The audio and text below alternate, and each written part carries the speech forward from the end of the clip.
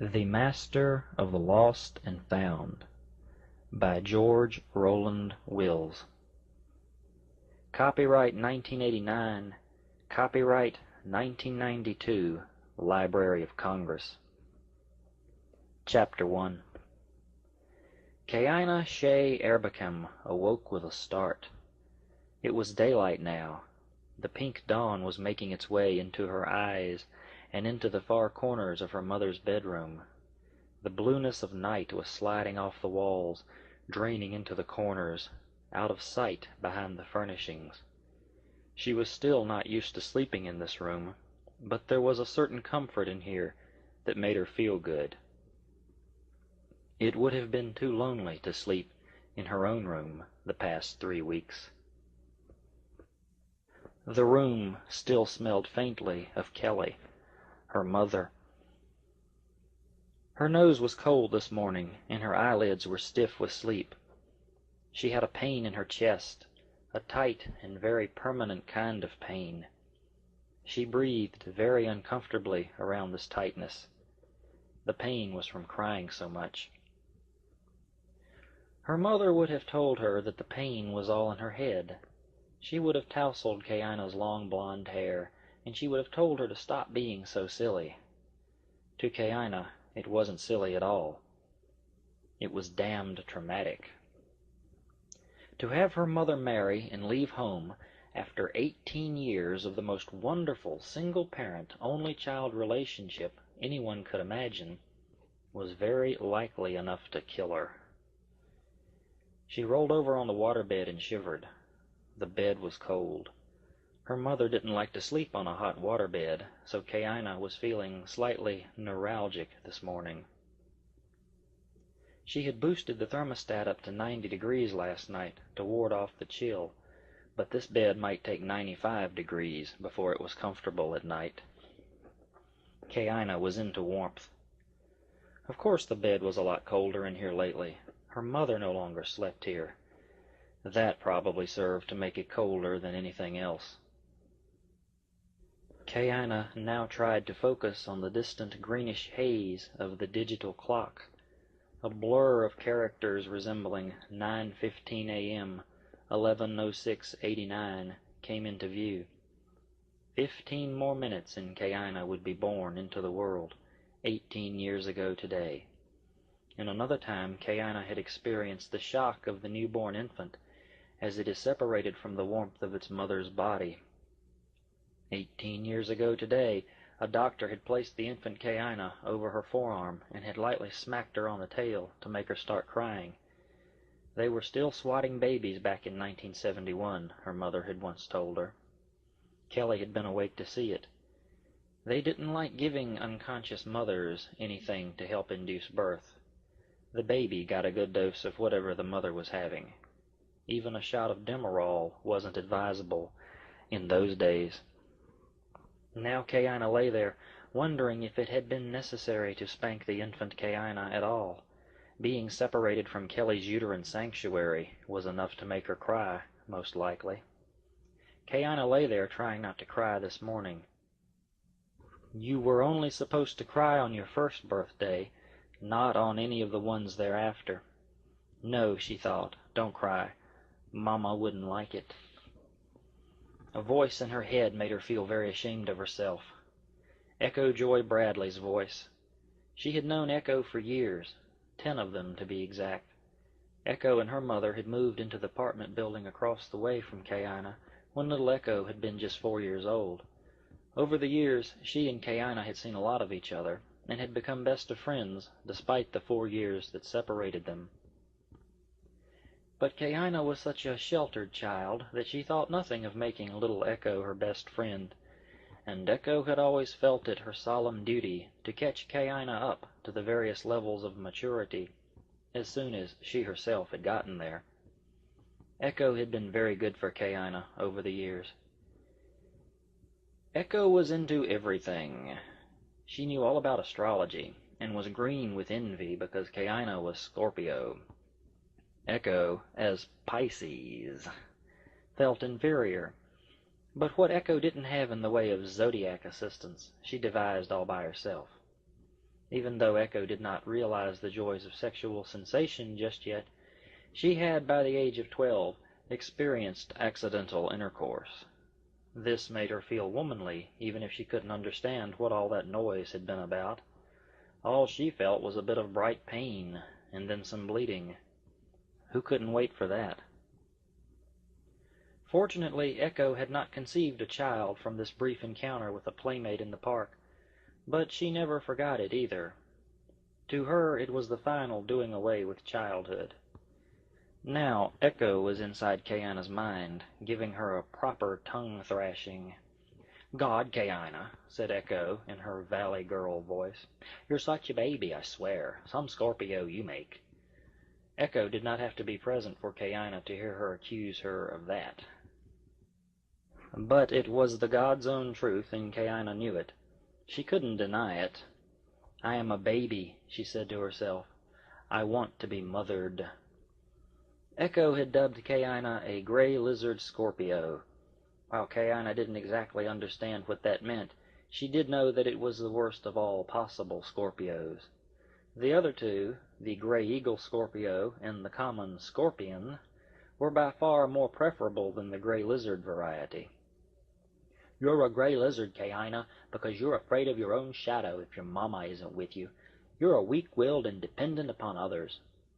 According to Echo, the common Scorpio was a mean bastard who took and eventually stung himself to death on his own venom. Kayana didn't want to be that.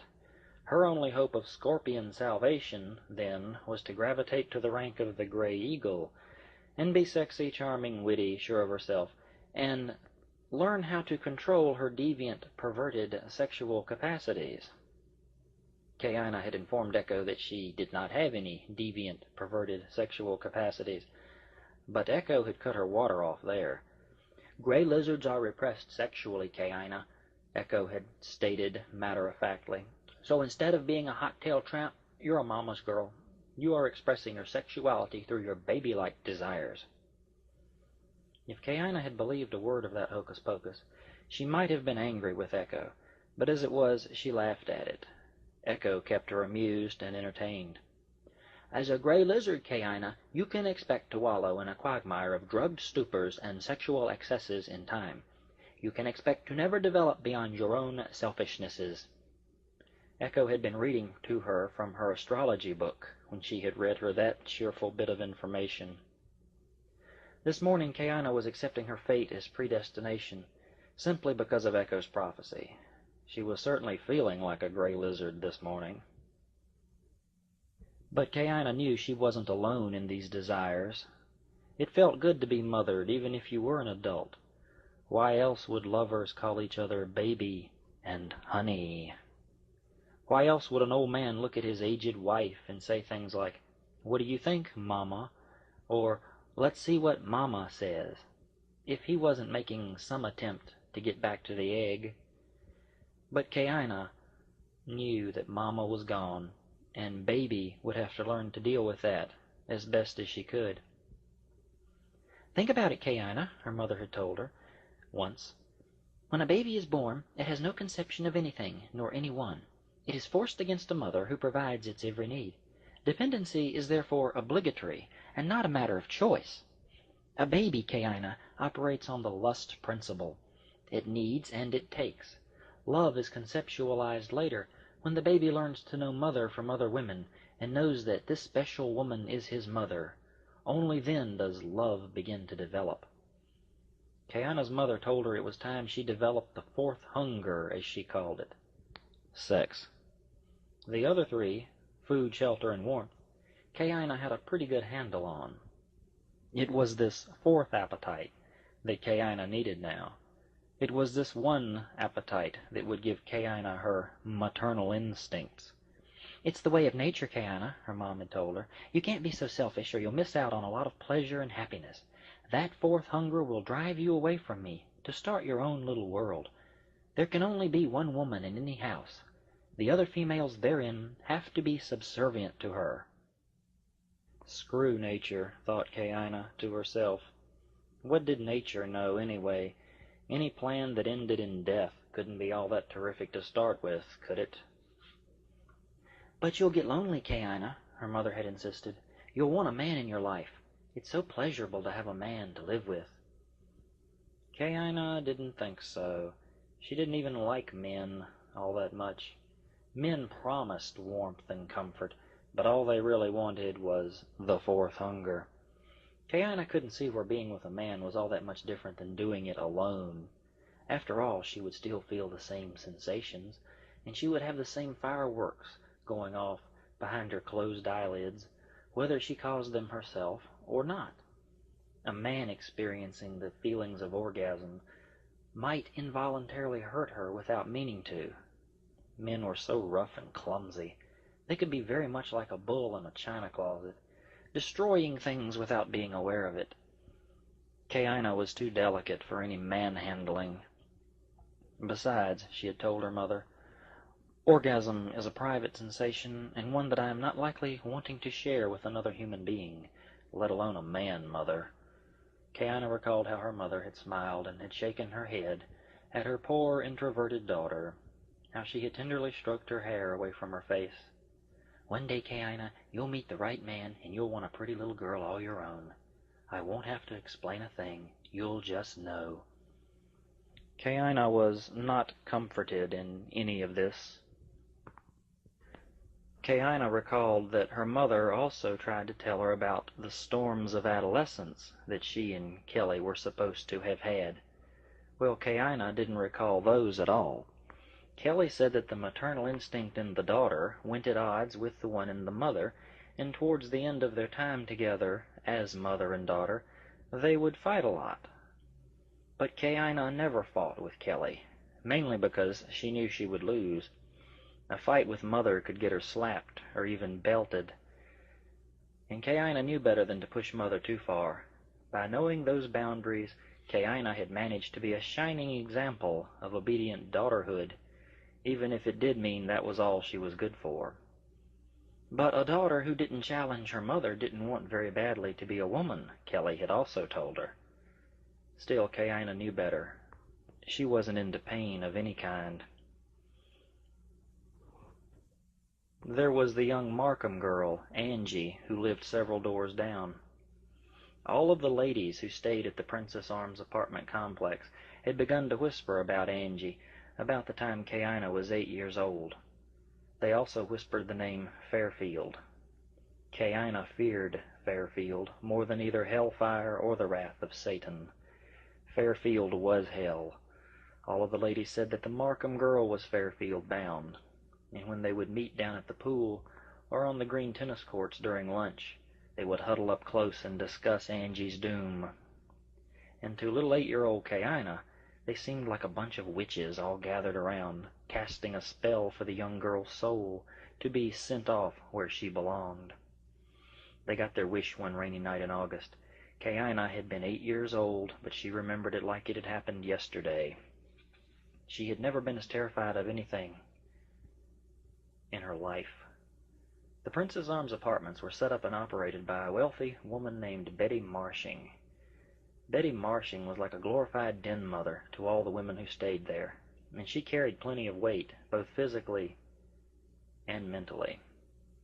There were no less than 5 3-story buildings connected with her properties, and she knew the intimate activities of each and every unit. She didn't let anyone staying there forget that for very long either. Betty's apartments were leased out on several very unusual conditions. The lessee had to be an unmarried female or a divorced mother raising a very well-behaved family. No shenanigans of any sort. Den Mother Marshing wouldn't hear to any noise of any kind. Angie had been very close to having herself and her mother evicted. They fought constantly, and even though the sounds of punishment came regularly through the walls, Angie didn't seem to be catching on.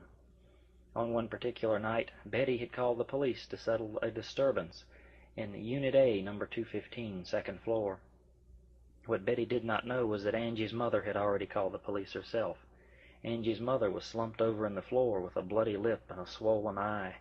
Angie had beaten her mother pretty badly. When the blue lights filled the courtyard around the complex, little Kaina had jumped up to the window to try and see, but she had heard her own mother coming to her door. She dropped down in the bed again with a practiced ease as Kelly opened the door. It appeared as if Kayina was neatly tucked in, and not interested at all in what was going on outside. "You lay down there, young lady," her mother had whispered harshly, "and you go to sleep, you hear me?" "Yes, ma'am," said the 8-year-old Kayina, covering her head with the Tom and Jerry quilt. Kayina had not understood why her mother was so cross with her. After all, she wasn't Angie.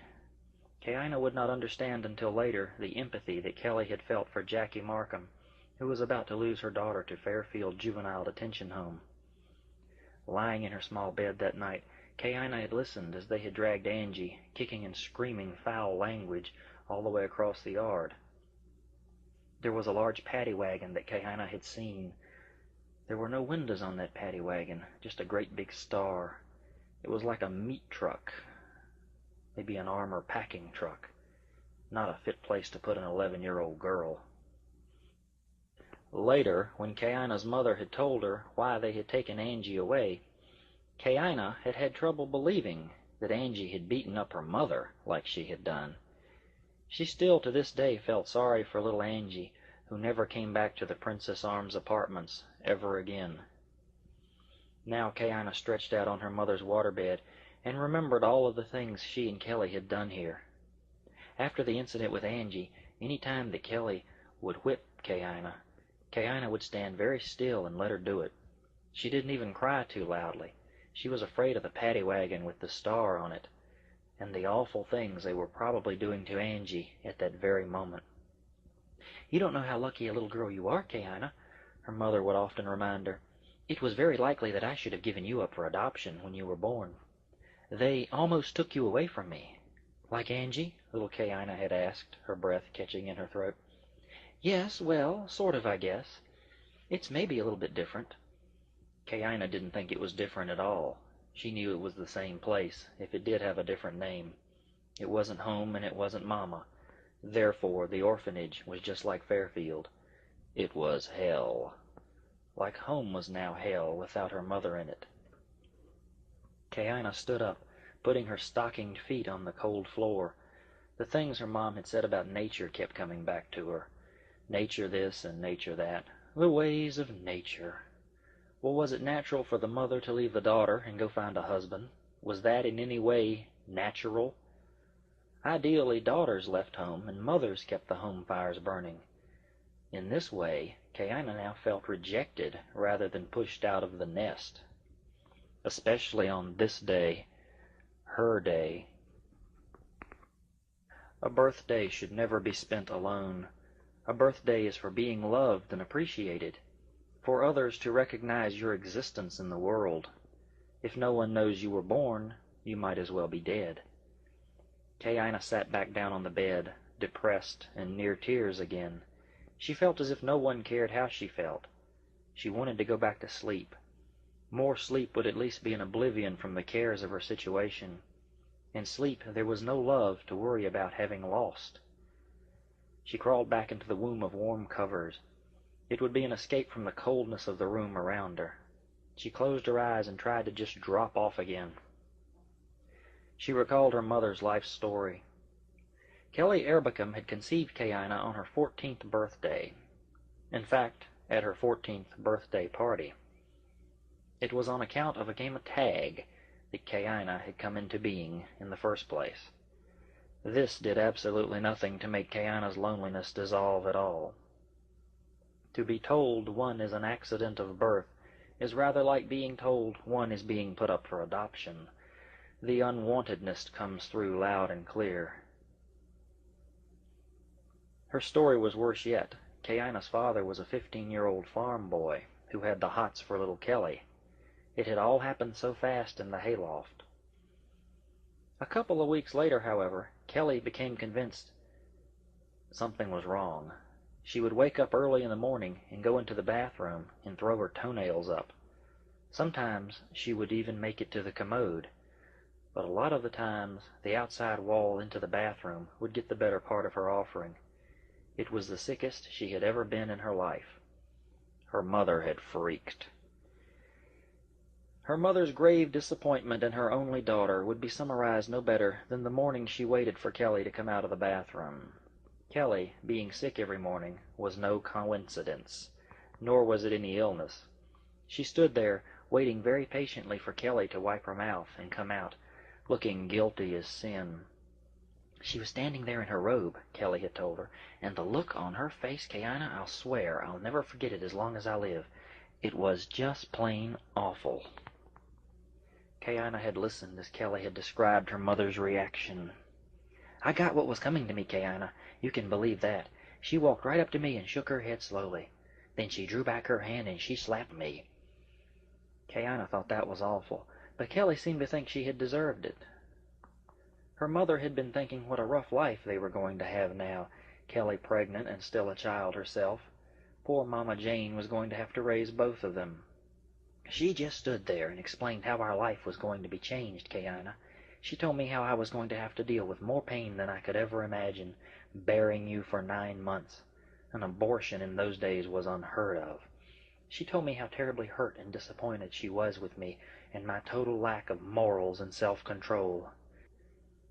But Grandmother Jane had never hit Kelly after that. After all, Kelly had told her proudly, you don't go around slapping expectant mothers. That was one of the reasons I wanted to raise you and not give you up to the state.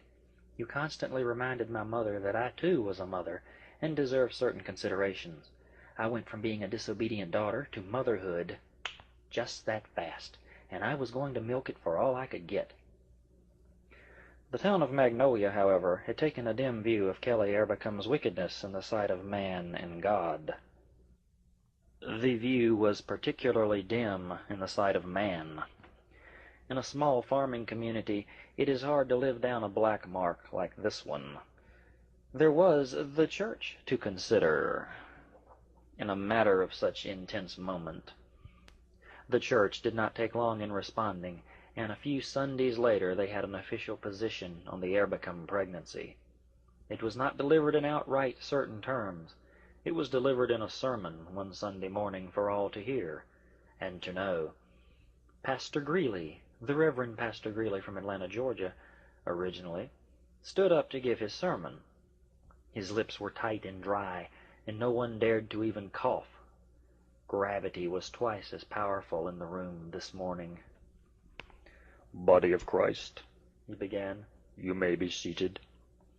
Though they were already sitting down from having sung their opening hymnal, they pretended that there were some of them who still needed the extra time to get comfortable. There were many of these little accepted acts within the framework of the system, and one of them was the passing of community judgment through sermons like this one. This particular Baptist assembly was very quiet today, and there was no misunderstanding any sermon like this one.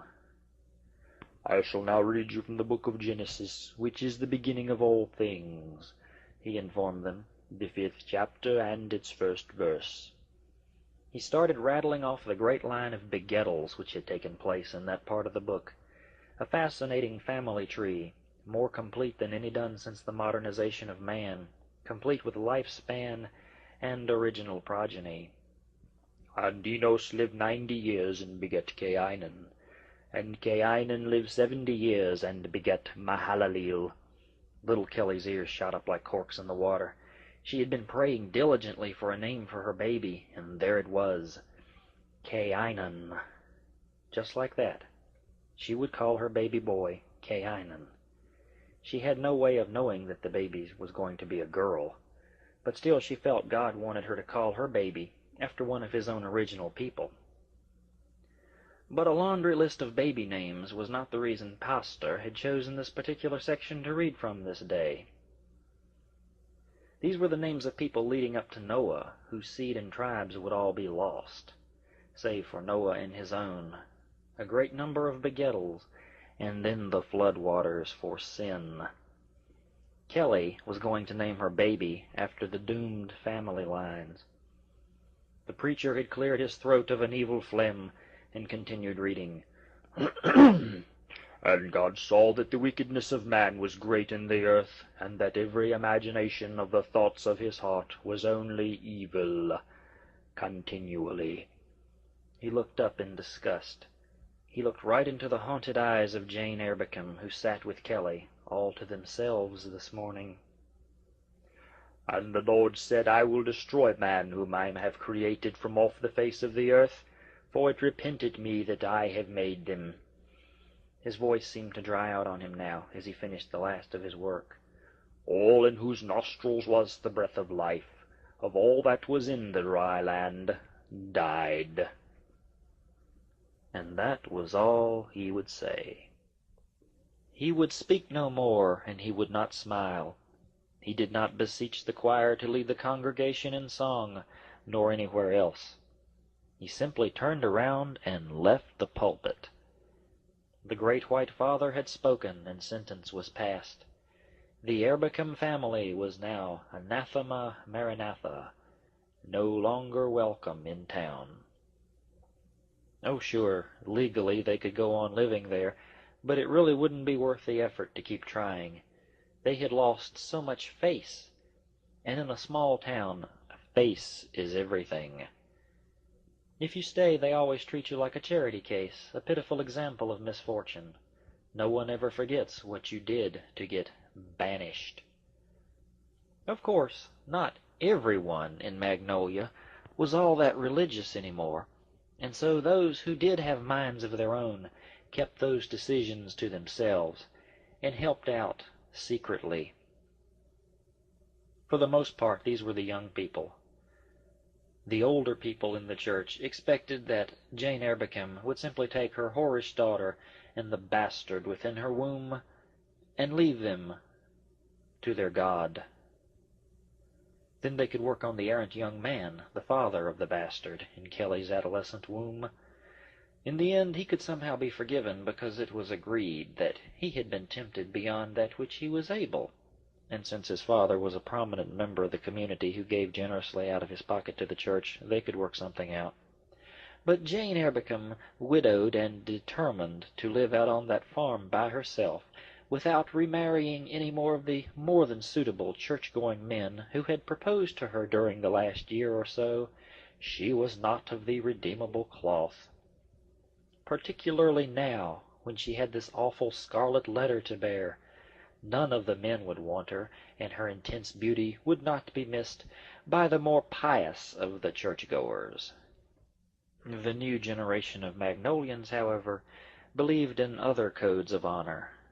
These were the 8th graders who went to school with Kelly and watched as her belly grew bigger each month. These were the ones who got to ask her a lot of questions and take up a lot of class time with special films and discussions on sex, pregnancy, and other courses not offered in the curriculum of Magnolia Junior High. These schools still had prayer, but sex ed was not exactly existent. They didn't get beyond the battered films on sperm and zygotes. Kelly changed all of that with her baby girl kicking around inside of her. There was even a field trip planned to the local hospital's obstetrics ward. Kelly became a cult figure after a while. Her baby was everyone's baby, and they were all proud of it, much to the shock and dismay of their parents.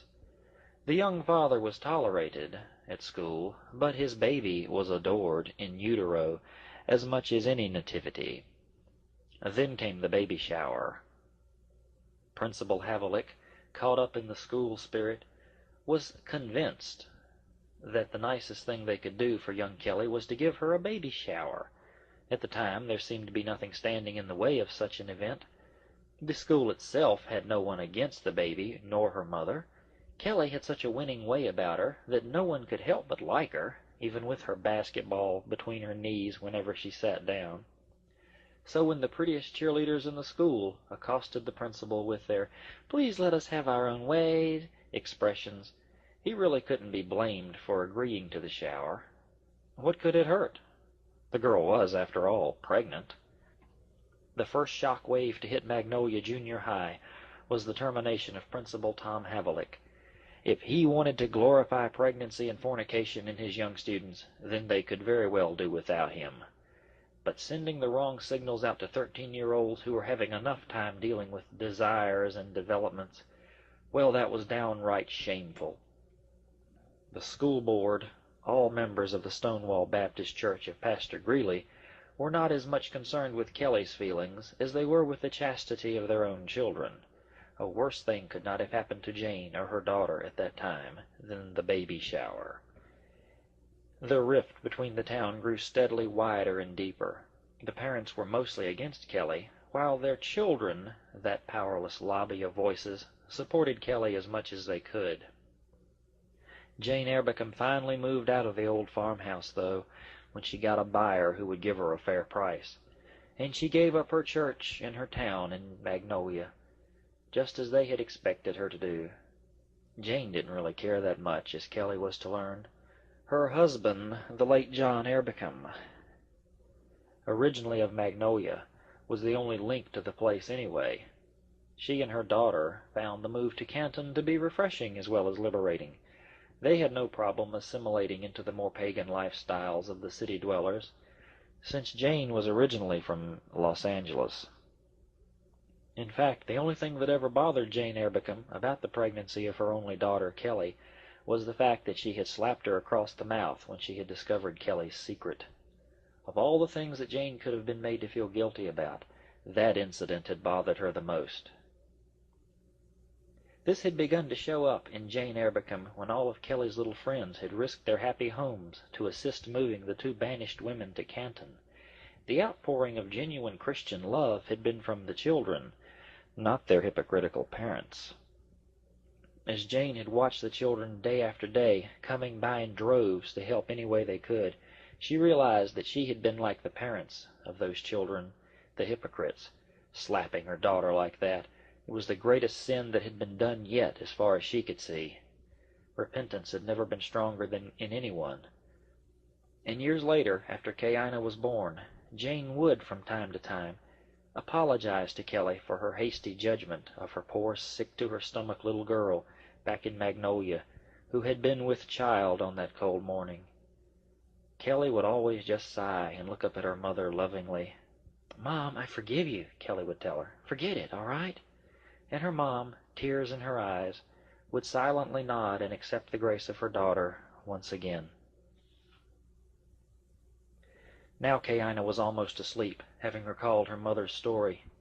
Jane, grandmother Jane, had died about 5 years ago, but by that time Kelly and Kaina were living alone anyway. Jane had remarried, and so this had probably given Kelly ideas to pull the same stuff on Kaina. Child abuse, thought Kaina, unfairly. The abuser grows up to do the abuse on yet another generation. Kaina got up, sick of lying in bed. She couldn't sleep, and if she had to recall all this ancient family history, she might as well have some coffee to help her along. It would at least keep her awake so she could endure it. She was still woozy from too much sleep and from trying to get up too fast. She'd have to sit down for a minute before she tried to do coffee. She went into the living room and collapsed on the great chair by the window. There on the wall was her favorite portrait in the whole world.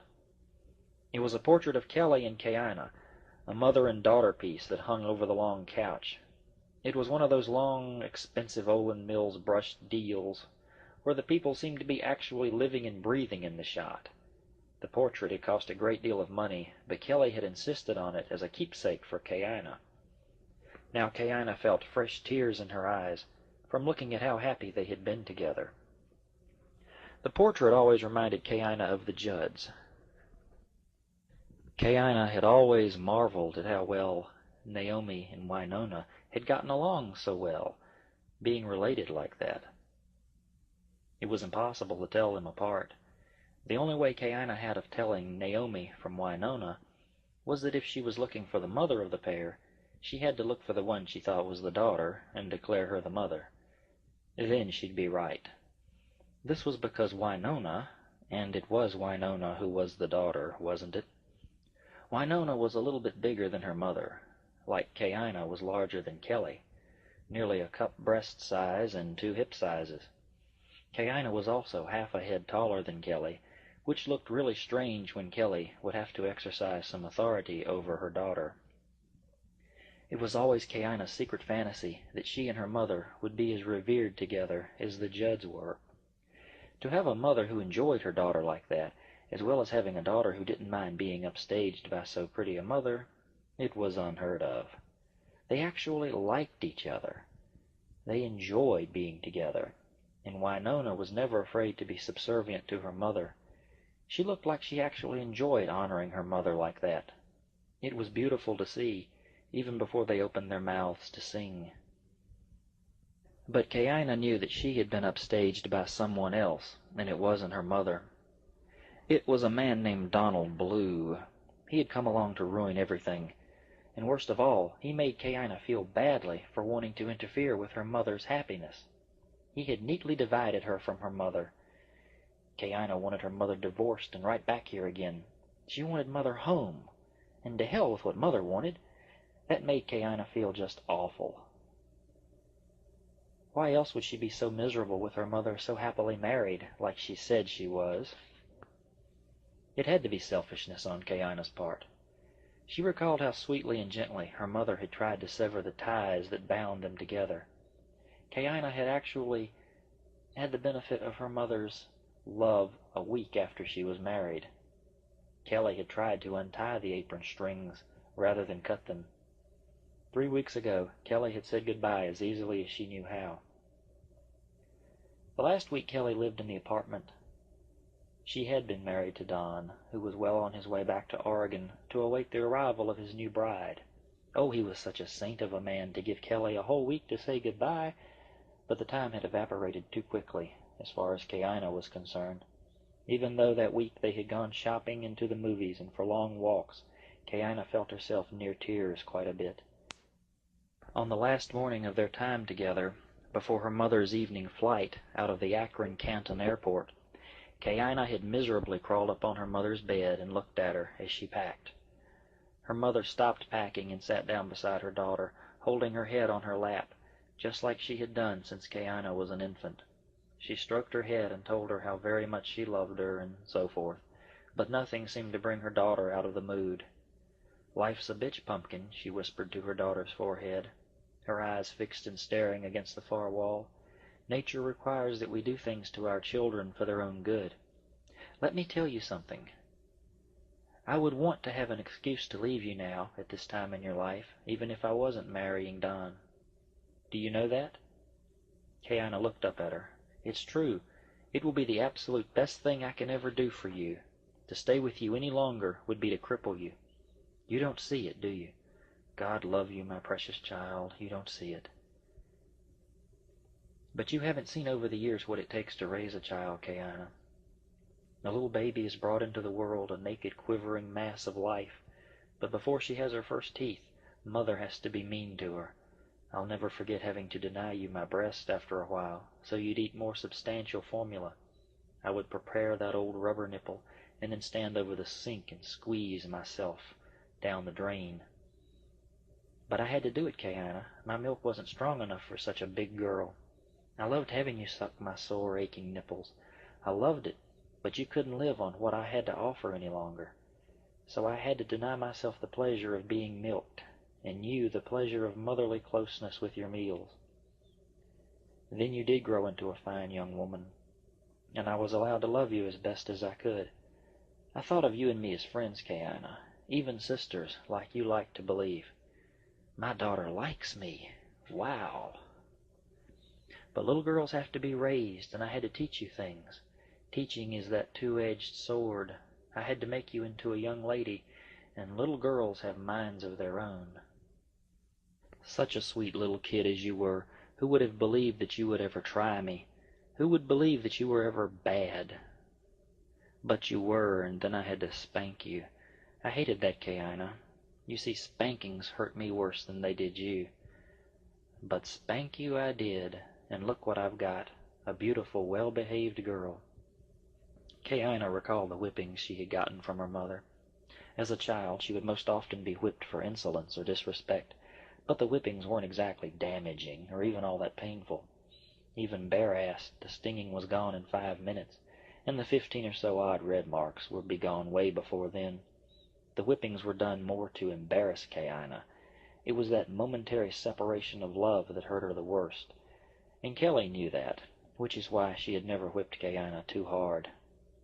It was after the whippings that Kaina remembered the most, the tender time between mother and daughter when Kaina, would still have her pants down, and hugging her mother, crying her repentance into her breast, Kelly would hold her and quietly shush her, and then she'd rub hand lotion on her.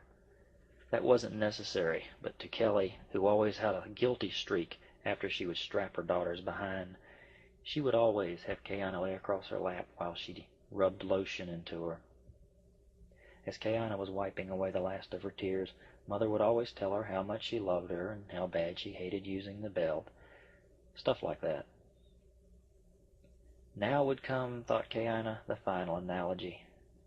At 18 now, as she lay on her mother's bed, Mother made that final reference, the one she didn't want to hear.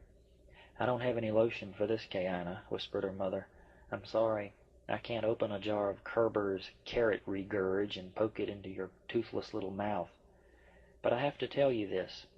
I hate it as bad as anything I've ever had to do to you. You won't finish growing up if I don't. If I don't get out of your way, Kayana, you won't move me. When I was taking that art appreciation class, I heard an instructor tell me something I've loved ever since. Part of art is knowing when to stop. I believe that's true, Kayana.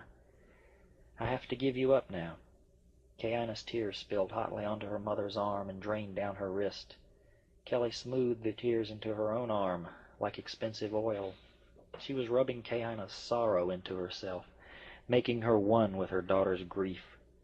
If Kelly could have done so, she would have taken all of Kayana's grief and exchanged the happiness she had with Don to give it to her daughter. She hugged her daughter tightly, feeling the intense pleasure that often gave her. Grandmother Jane used to feel a little bit strange trying to hold Kelly. Jane didn't really want to be holding her grown daughter all that much, for fear of the sexual thing it might mean. She didn't want to like anything too much. But Kelly, she didn't care. Kelly had erotic, non-sexual feelings from a wide range of sources. Fur coats, small animals, nursing infants. Although these things made her feel pleasure all over, even erotically, it wasn't the same as wanting a man. That was different. Feeling sexy over a man was a threatening challenge, a territorial urge to mate and raise a high scent. Feeling sexy over nice warm softness was just enjoyable, and Kelly had no guilt at all about that. Neither did Kayana, for that matter. Kayana was just going to have to learn to make love with herself, to be her own mother and her own daughter for a while. Soon the urges would get too great, and she would seek a man as nature had intended she do, if for no other reason than to acquire a daughter of her own. It was time for the ritual. Kelly kissed Kayana sweetly and stood up. She walked over to the dresser and opened it. Kayana's tear-streaked eyes watched her closely. "Daughter," she said softly, "it is time." She opened the drawer and took out the Agner belt. Kayana's eyes widened. "What's this for?" "For you, Kayana. I am passing the right to discipline you down to yourself. I am no longer your guardian, and I know I deserve a little—" Tears were flowing hotly down Kayana's face. "I know I deserve a little time in my life to see you fully grown. I have raised you better than this. Grow up, Kayana." Her mother's resolve was fading fast. Kayana closed her eyes and, despite herself, launched into a tirade of sobs that nothing was about to stop. If Kelly had told Kayana she was dying of some awful disease, it couldn't have been any worse. "Oh, God, forgive me," said Kelly. "I knew this wasn't going to be easy." She hugged her little girl as if she were 5 again, and for a long time they had not said anything at all. The radio came on. For an instant Kayana was confused. She had set no alarm, and she didn't appreciate Skid Row hollering, "I remember you," in her ear this early in the day. Mother and her rock music. Ugh. Yet for all her hate she couldn't roll over and change the station. It would be like cutting Mother off. Kayana was cold. She looked at herself in the mirror when she stood up. She had been thinking of the Judds, and she had been in the living room. Now somehow she was just getting out of bed again. She was also totally naked. In the living room she'd at least had on her underwear. She had hypnotized herself. Kayana knew Kelly had another name for it. Her mother claimed that she lived in a fog. She did things and didn't remember doing them. She wasn't paying attention. Kaina looked at her naked body in the mirror. Her breasts were large and sexy, like they might be full of baby's milk. A warm feeling went through her to think of that. That was her secret fantasy, that her nice large breasts were full of baby's milk. Her thickish body was nonetheless well sculpted. Her well-defined belly protruded a little bit as it disappeared into her womanly divide. Her buttocks were tight yet full. Kaina was happy with her body. Coffee. It was the first unmother thought of the day. Yes, do coffee, Kaina. Coffee would be good. She dressed and went in to make a pot of coffee. She could not help but be reminded of menstruation as she watched the water seeping through the filter. She felt her own looseness up inside her now, signifying the coming of her own menses. Damn period. Why did it have to be today? She sometimes felt that she was just going to bleed to death. Princess Kaina must be appeased, holy men of Volva, she thought to herself. Great ritualistic bleeding would be in the next day or two. She requires blood. She requires sacrifice. Send her some. Send her a lot of it. Make her sick to death of it. How could she survive this much bleeding every month for the rest of her reproductive life? Surely there was some sort of internal damage. Kaina smiled to herself. She had not feared internal damage since she had been caught holding the baby a few years ago. That was her mother's euphemism for masturbating. Oh, shoot, she hadn't even checked the sheets to see if she had spotted them. A chill went through her. Lord, if she bled on her mother's sheets, Kelly might ask her for that belt back again. Kaina was supposed to anticipate her periods, so a set of bed linen might escape the markings of her curse. That had been one of the few bones of contention between them. Kelly had this thing for never letting a period arrive unannounced. Always be vigilant and ready for it, and blah, blah, blah. Kaina managed to miscalculate at least one a year. Whew, the sheets were unspotted, thank God. She sighed her relief and went back into the kitchen to get her a cup of her coffee. Kaina could never decide deep within her soul whether or not she actually liked being a woman. There was so much to keep up with. Men had it way easy, as Echo had informed her. Way easy.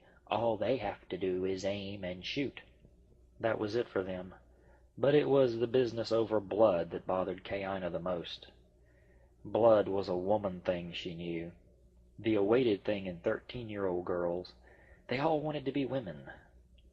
Kaina's desire to hemorrhage had lasted exactly the length of her first period. After that she no longer wanted it, but it was too bad. She was stuck with it. Oh, she liked the thoughts of being able to conceive a child. That made her warm all over.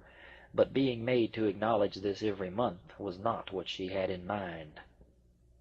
She had been disobedient this morning. She didn't do the exact spoon measuring of 6 rounded teaspoons of coffee in the filter.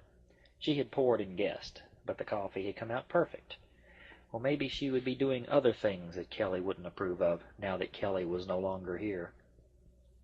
She was going to celebrate her birthday alone, by God. Echo was still up visiting her father in New York. Her parents had been divorced for years, and there had been some talk of abuse on the part of the father, but Kaina knew better. The mother, the one with the custody, had been doing the abuse. Kaina began to get dressed. She'd buy herself beer and chocolate ice cream and cigarettes and a couple of movies for the VCR, and drink up all Mother's beer in her party tonight. Later, she'd take 2 of the leftover Alka-Seltzers Mom had left and go on an extended crying jag in the bathtub. Kelly had no financial troubles. Crafty old Don had seen to that. She had the place paid for, and would live out the lease by herself. Sure, thought Kaina, and when this lease is up, Don will be kicking my sweet little ass out of here, telling me to get a job, damn it. I did not take you to raise. Just your mother. Yes, she could see the handwriting on that particular wall. She appreciated what Don had done for her, but she didn't appreciate what Don had done to her. Any other woman in Kaina's position would have been thrilled to have a setup like this. Echo never neglected to remind her of this. To have a place to yourself at 18? God, the parties, said Echo. I'd have one every day. The boys that could be invited over. Oh, the mess that would not have to be dealt with for days at a time. Don Blue was fully able to afford to give Kayina spending allowance. He was retired from Bellcraft Aviation and was now part of the National Guard Reserve. How nice. Mom had met him in the stereo section at Burdine's. She was getting some speaker wire. All for a set of damn speaker wires. Kelly was seeking her lost womanhood, Kayina knew, and Kayina could see it from Kelly's viewpoint. She just didn't want to. Men were sexual parasites. The cold wind blew through her and nipped her in her pretty new suede jacket. The squelchy feel of the material reminded her of her own raw nerve endings at this moment. Raw, exposed, and strange to the touch. She blinked back a lot of acrid tears. The cab droned on down the road by Kent State University and on to the mall. Kayina felt herself detach and drift with the hypnotic blur of the November countryside. A part of her was slowly coming into existence. A new part. Like it or not, Kayina Erbekim was about to grow up. Chapter 2. Kayina got home about dark, her arms full of the things she had purchased and rented. Mama would freak out. Kayina had actually bought a pack of cigarettes. She lit one, tasting its first drag niceness. It was a pacifier, but more than likely she'd smoke about 6 of them and Echo would get the rest. Her movies were out of the adult section. One was Lady Chatterley's Lover. Well, maybe it would be good. She flicked on the stereo receiver and popped on Echo's favorite singer, Robert Plant. Kayina loved him as well as Echo did. Her mother said that Robert Plant was a woman in a man's body, and if he made love half as well as he made music, he would be an Adonis. Kayina pushed the great weighted knob of the receiver up just a little bit more for added volume. Kayina was dressed now in one of her mother's least favorite T-shirts. It read, "Mama Won't Mind" on the front of it, in large diagonal letters. Kelly hated it. "It makes you look like my galley slave or something," she had told Kayina. "It makes you look like I beat you. No, young lady, you may not wear a T-shirt under it with me anywhere." Mama minded, apparently. Mrs. Cherbourg had given it to her. Just lately, poor Mrs. Cherbourg, at 85 years old, was in the hospital with angioplasty, but her prognosis, according to Echo, was excellent.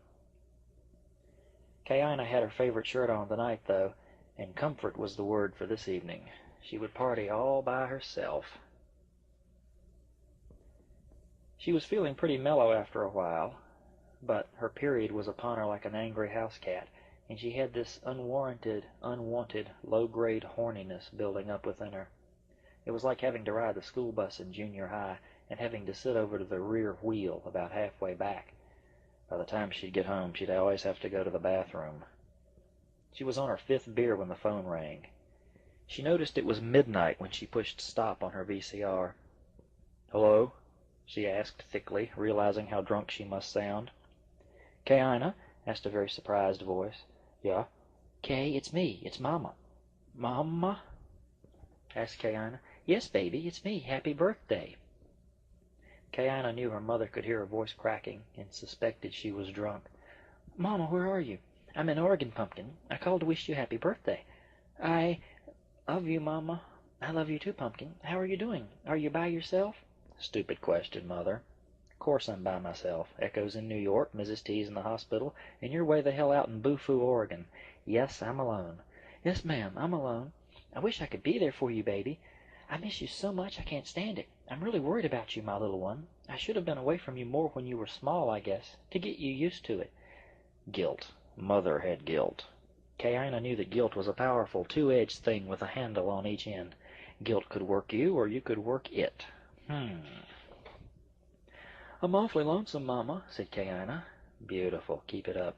"Are you, baby?" "Yes, Mama." "Can you stand it, baby?" "I feel bad, Mama. I want you here with me." Brilliant. Kayina could feel her mother trying to reach out through the miles of phone wire. All right. "Kayina, darling, I'm having a great deal of problem right now dealing with my decision to come out here, especially after being as close as you and I have been. I feel bad about this. I really do.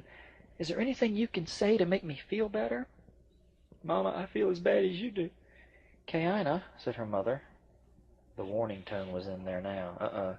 I think we are both going to have to do some growing up, don't you? What do you mean, Mama? There was an impatient sound on the line, and Kayina knew that Kelly was in an uncomfortable chair. Probably the phone was in the middle of the hall somewhere, on an uncomfortable, hard-backed chair where Kelly had to sit and talk. No privacy, God forbid. Not in Don Blue's house with his country lifestyle. Privacy? That was an indulgent woman thing, a city slicker indulgence. Damn Don and his rural stupidity. I think you know, young lady, said her mother. I need you now to do for me. Can you do that for me, Kayina? I want you to be strong just till we get settled. Then we can talk about you coming out here. Kayina would always be the red-headed stepchild. Even though she was blonde, she hated Don Blue.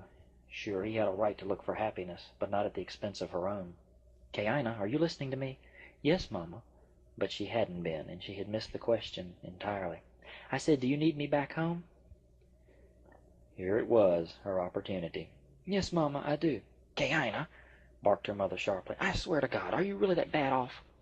Yes, Mama, I want you to come home. I can't believe it. I can't believe you're that bad off. Checkmate. Mother's resolve was broken. Kayina had finally gotten through. Mama, I'm not lying. Kayina, Shay, I just can't come rushing home right now just to wet nurse my overgrown daughter. I can't do that to Don. Then why did you call, Mother? To convince yourself of that as well as me? You know why you called. To appease your own conscience. You have been having some terrific sex, and you feel as though a price must be paid. Well, it is being paid, Mother. I'm paying it right now. So just go back to bed and forget it. Somehow none of this made it to her mother in Oregon. I'm sorry I called so late, Kelly was saying, but it's only 10 p.m. here, and I forgot the time difference. Forget it. Thanks for calling me, Mama. Bye. It was the absolute last trick in Kayina's bag. It was cold and dirty, but right now Kayina was drunk and pissed enough to try it. Colding Mother. Kayina, wait. It's all right, Mama. I understand. I'm just your little bastard. Kayina Shay, I am ashamed of you. Don't be, Mama. I'm not worth it. How can you expect any better from me with the father that I had? Because you are my daughter, damn you, growled her mother, and you will act like her. Is that understood, young lady? Kayina felt real shame. Yes, Mama, I'm sorry. I've got my period, and I'm... Yes, I know, Kayina, and you're drunk as a lord on top of that. You can't keep these things from me, you know. You shouldn't smoke all those cigarettes, or you'll make yourself sick. Kayina felt punished with her words. I'm sorry I called myself a bastard. Stop it, Kayina, just stop it. You overgrown spoiled brat. I swear, Kayina. But all right, you win. I'm on my way home. I don't know when the next flight out of Portland is, but I'm going to take it. But I swear, little girl, when I get there, I'm going to take that belt I gave you and take your pants down and whip you within an inch of your life. Yes, Mama, said Kayina, unable to hide her joy. She really didn't fear a whipping, even if she got one. Kayina, she'll call you back. Click. The kidnapper had her held for ransom. Kayina put the receiver down. Her face was puffy and swollen from crying. How dare he do that? It wasn't fair. Kayina swore to herself at that moment if she could, she'd do everything in her power to get Mother back. You fought and won her, mister. I'll fight and win her back. It was 20 minutes later when Mom called her again. Things were definitely different. Kayina, called her mother cheerfully. Listen, honey. Listen and listen good time had arrived. Mother wasn't allowing any interruptions now. Don's going to send you a ticket to come out here. Mom had won her that much, and as a consolation prize, Kayina, we have a beautiful upper room complete with claustrophobic sloping attic, like you like so little. It's all yours as a contestant against your mother's recent marriage. We may even find you some real chores to do while you're here, and maybe you'll get to use a real outhouse, with especially ventilated cracks in the wall, complete with ass-pinching cracks that close around your virgin skin when you sit down to pee. Best of all, Echo will be nowhere in sight. But maybe this was good for Kayina. Maybe she could come home cured of Kellyitis. Cursing Donald Blue for ever having been born, she told her mother she would come. That's beautiful, baby, said her mother. We'll take long walks together, and we'll be tight, and... God, she sounded like a wind-up Minnie Mouse. Just you and me. How's that, Kayina? Fine, Mama. But it was a lie, and she knew it. Nothing was going to be all right ever again. Don was the master of that house, and nobody was going to forget it. "Now Mama has to hang up, Kayana, but you'll do what I asked you. It will make you feel better. It really will." Here it comes, thought Kayana. She wants me to get some wine, and pour yourself a nice tall glass of wine, and draw me a really hot bath. Pour yourself a nice hot bath with Mr. Bubble. Pour him in, too. And get in the tub and play with myself. And get in the tub and hold the baby. Will you do that for me, Kayana? You'll feel ever so much better. You always do, you know. It's therapeutic for strained nerves. My gynecologist recommends it. Hold the baby. You should be here, Mother, holding the baby yourself, or you'll be holding one for real. Remember the last time you fooled with a man, Mother? 18 years ago today? Remember me, Mama? But she had no sort of nerve like that to tell her mother anything of the sort. "All right, Kayana, you be a good pumpkin and do as Mama says. You still love me?" "Yes, ma'am." "Good. I'll see you in a few days, then. Bye." "Goodbye, Mama," said Kayana, hanging up the phone. Their little world of refined femininity was gone now. Gone with the wind. The blue side had won, as usual. She went in and started running the bath water, and she slipped her clothes off quickly. She would do as Mama wanted her to do, but it was not going to be very much fun. Well, tomorrow is another day, she thought. Terrific. She cut the water off and slipped down into its steaming heat, masochistically quick, hissing and closing her eyes. Chapter 3. Echo Joy Bradley stepped out of her apartment, Unit B, number 115, ground floor, and started over towards Kayana's place in Unit C. She knew that Kayana was alone now, and even though she liked Kelly, her mother, she liked it better there without her, simply because Kelly was a figure of authority. Echo wasn't into any of the authority figures that governed her small world. The grass was turning a dull brown in the weak sunlight of November. Echo was dressed in her motley crew get-up, the one that never failed to be a source of trouble between her and her mother. She had difficulty explaining to her mother that this was the dress code for high school, and without it you were a social zero. Her clothing was all fringed denim. The jacket and jeans had over-sewing on all the seams that had been shredded back clear to those seams. Sort of perverted fringes. The look Echo had was terribly conservative even for that look. A lot of the girls at school had strung-bound knees and threadbare bottoms that hinted at eighth-grade sexuality in the worst sort of way. Low-cut black T-shirts and flashing navels all added to the just ravaged look that no one could resist staring at. She was a purely juvenile, delinquent-looking child, prepubescent prostitute. But Echo really wasn't like that herself. She was a sweet kid. It was just that no one she knew appreciated her for that. Poor Kayana. Wonder what state she would be in today. She was going to see Kayana today. She dreaded what she might find in the apartment. Kelly would have been gone now, what was it, 3 weeks?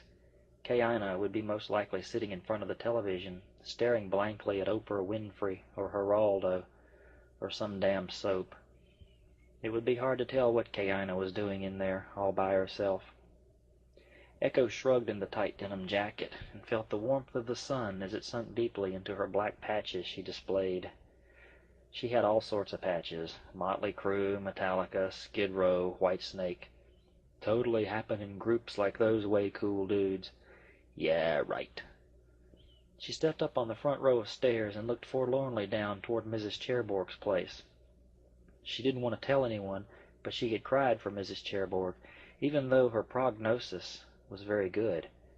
Mrs. T wouldn't like her crying over her like that. Mrs. T was a good lady, and one day Echo hoped to be the Mrs. T when she was 85, and all the space-age-looking kids clamored around to hear a CD from an old-timey rock group, now years in the grave. Echo had a lot of little secret things she kept all to herself. One of the things was she wanted to be Mrs. Cherbourg's daughter. Mrs. Cherbourg wouldn't slap her like Mother had done today.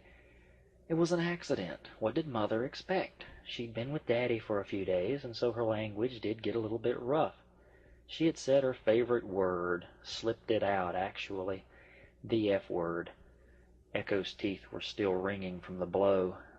Mrs. Cherbourg wouldn't have slapped me, she thought. Another of Echo's dirty little secrets was that she liked the F word above all other words. It was her word, and besides, she had done it already.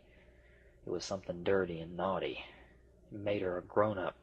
It gave her a delicious, wicked feeling of revenge to say it, whenever she did. When her mother wasn't home, she would run into her mother's bedroom and take off all her clothes and stand in front of the mirror and say that word until she was blue in the face. She loved to do that.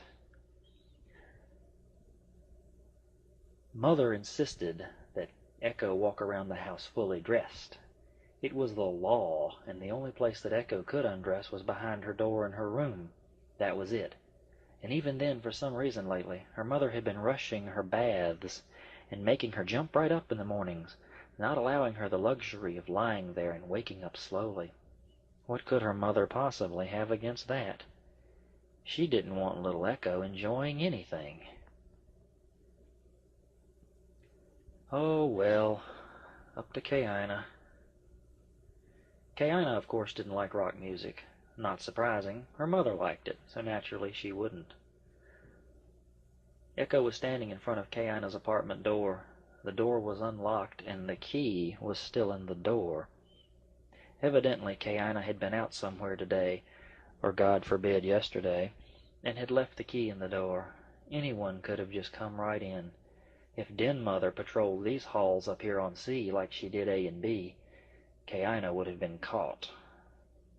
Mother Marshing would have walked right in and seen whatever it was she had been doing. Echo took the key out of the door and went inside, closing out the world. She placed the key on the countertop. It was very restful in here. Very nice without anyone in here but maybe Kaina. Echo had to smile, thinking back on Den Mother's rule that if you were caught making love to anyone, you better be married to them. Married people weren't even allowed to stay at Princess Arms apartments. Was that her way of saying that a law of celibacy was in effect here? Yeah, could be, kid. The place looked like the wreck of the Hesperides. Oh, wouldn't it be damn terrific if only her mother would leave and remarry, and in effect give her the place, like Kaina's mother had done. Kaina was in the John now, making noises behind the door. Echo had found her at last. Groaning noises she heard, like a series of shuddering sensations, might be ripping through her. Over on the night table in Kelly's room was a box of Tampax, ripped open and exposed like a great wound. Kaina must really be feeling territorial this morning, to butcher a box of tampons like that. Kaina had been sleeping in Kelly's bed, Echo noted.